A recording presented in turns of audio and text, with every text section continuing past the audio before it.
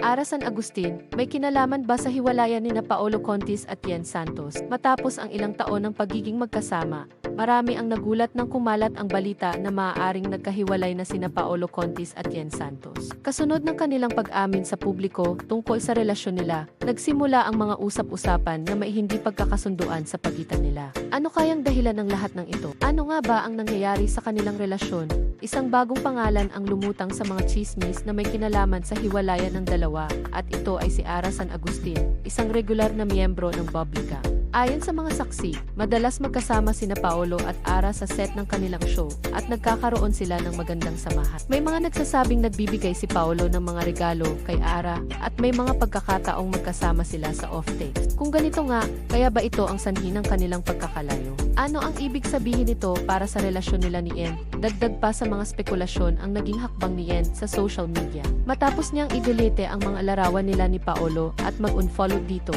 marami ang nagtanong kung may kinalaman ito sa kanilang hiwalayan. Ang mga kilos na ito ba ay isang senyales na may hindi pagkakaintindihan sa pagitan nila ni Paolo?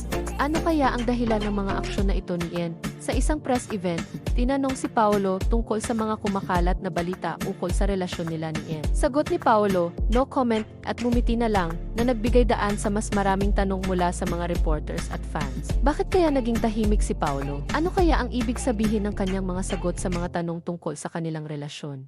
Ayon sa ina ni Yen Santos, wala raw romantic na relasyon si Yen at Paolo, kundi magkatrabaho lang at matagal ng magkaibigan. Pinaklaro niya ang mga chismis na nagsasabing seryoso ang relasyon ng dalawa. Ano ang ibig sabihin nito para sa publiko at mga fans? Ipinapakita ba nito na mas malapit sila bilang magkaibigan kaysa sa iniisip ng iba?